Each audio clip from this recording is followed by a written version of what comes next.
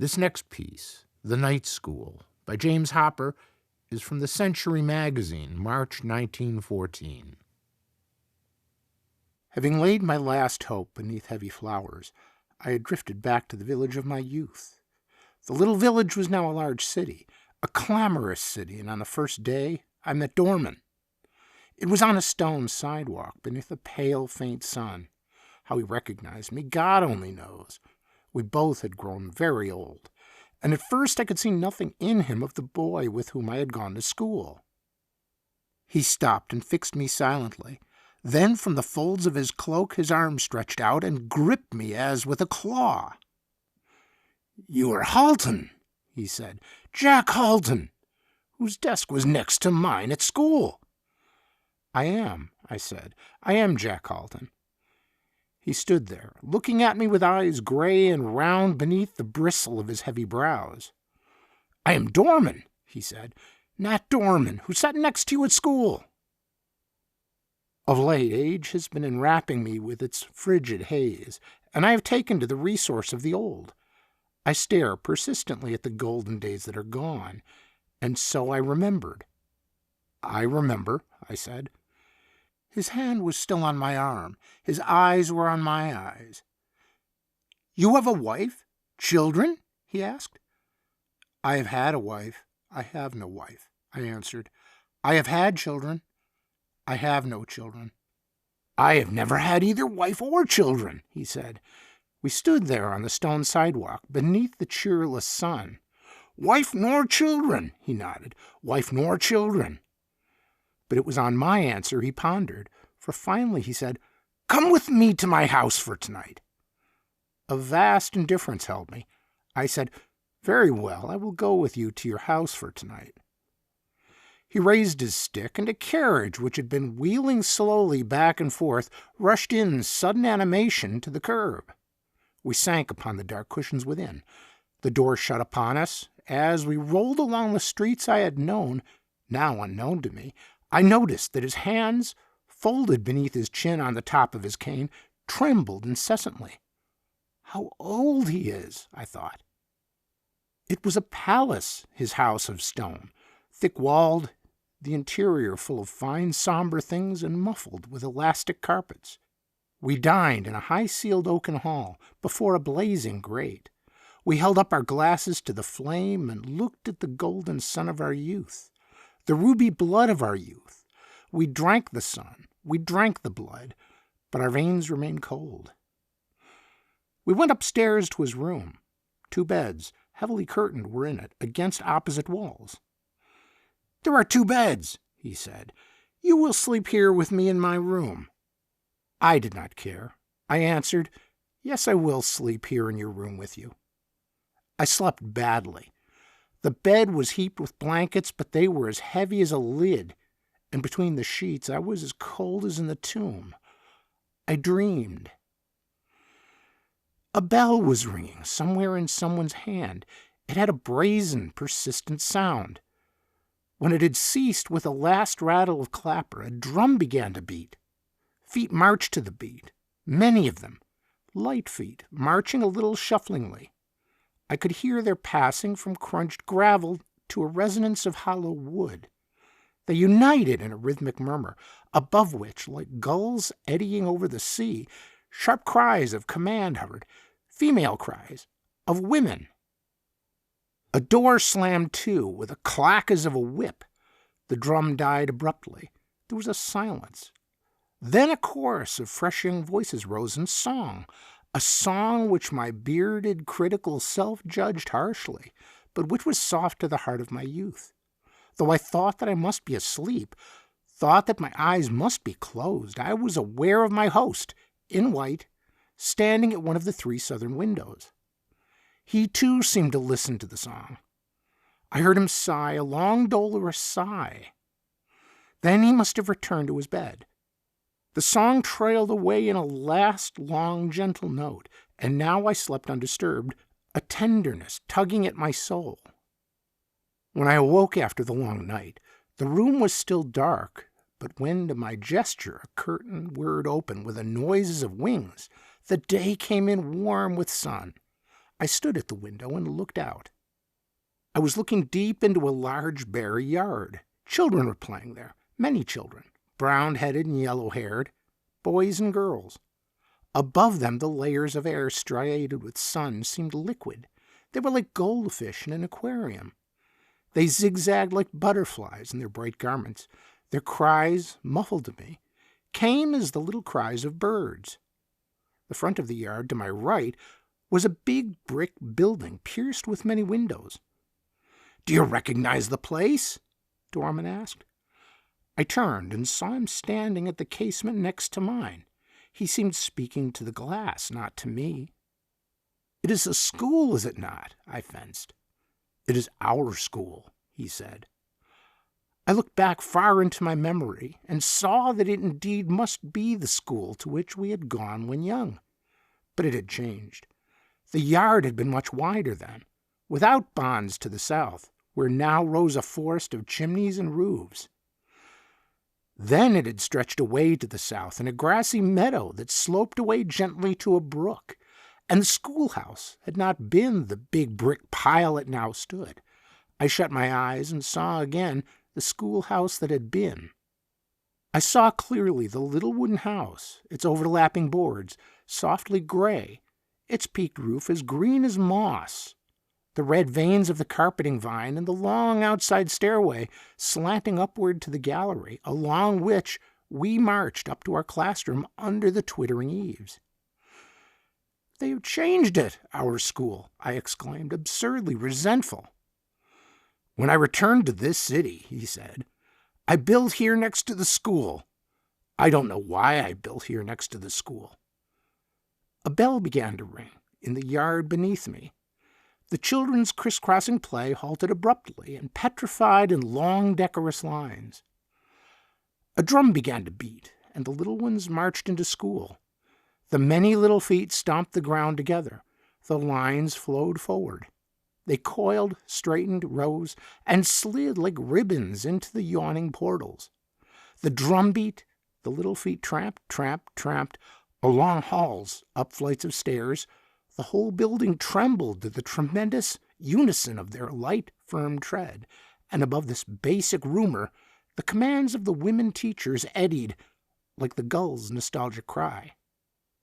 The drums stopped, the outer doors clanged shut, a silence followed. Then fresh young voices rose in choral song.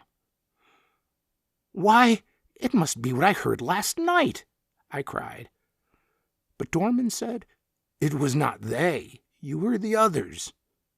I did not understand him. I stayed again at Dorman's house, for he insisted, and I did not care. My sleep was troubled again that night. The covers lay upon me like a stone, and I was tomb cold. A bell began to ring. It rang persistently.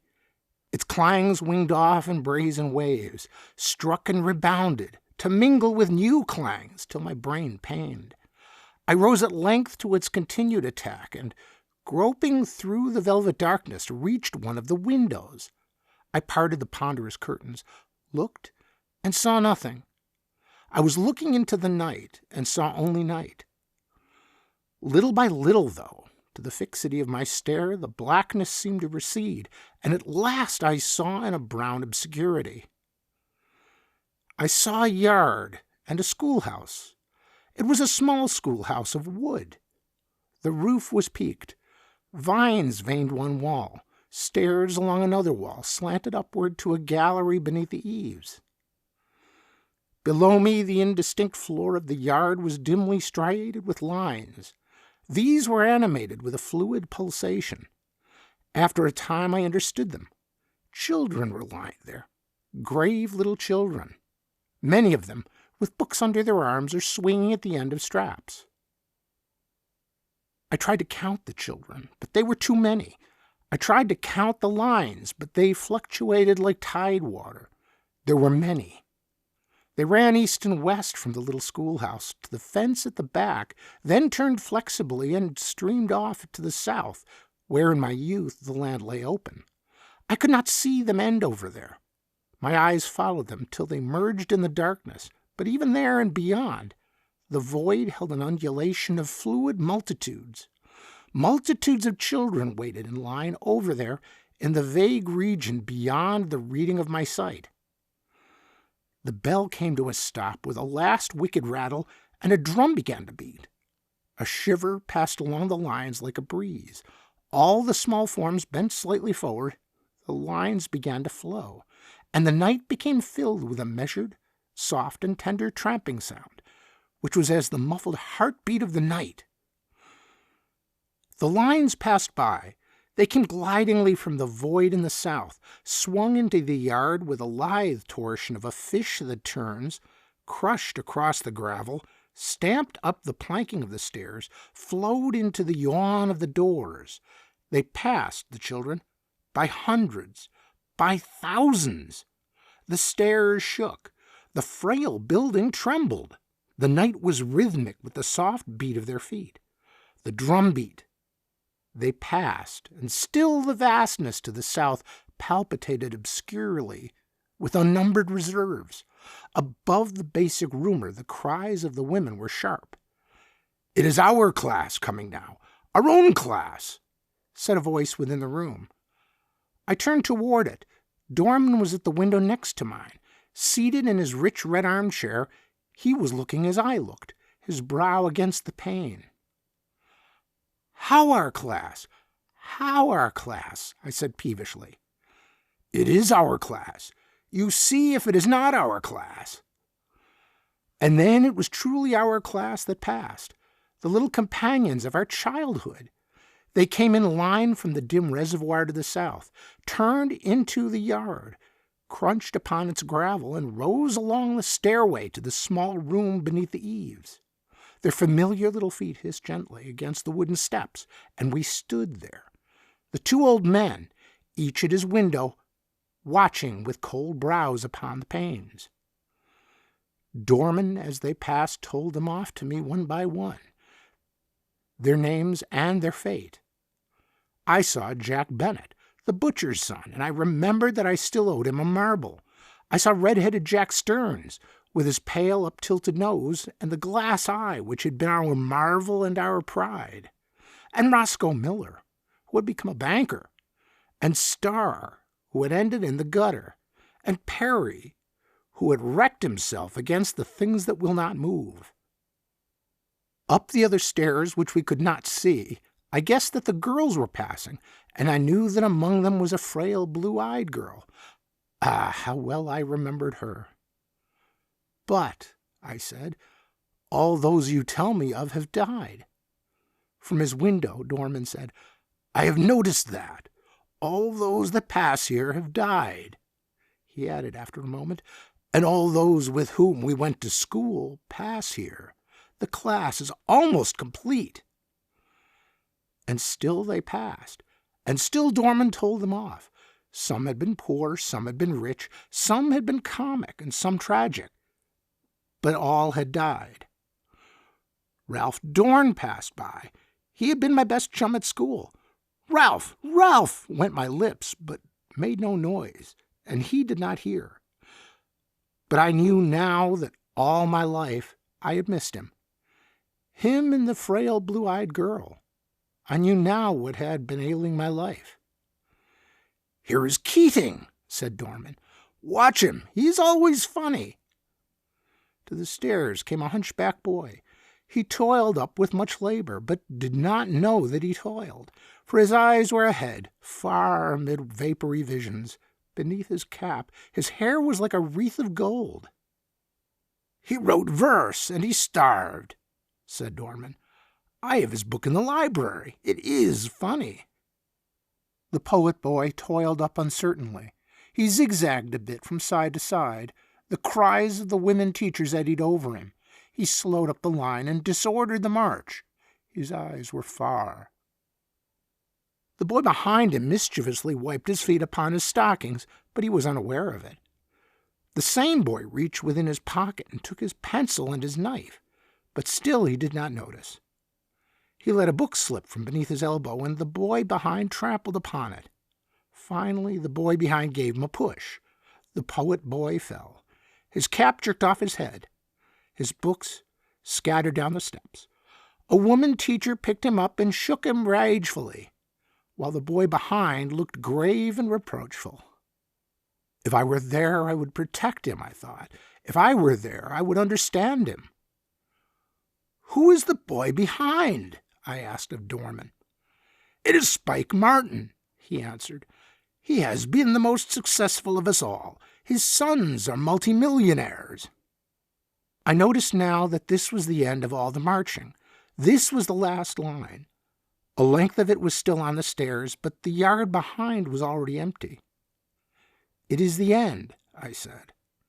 "Yes," he answered. "They have all passed now. Our class is always the last." "But wait," I said. "Here comes another boy, I think." "Are you sure?" said Dorman. "I have not missed anyone." Yes, I am sure."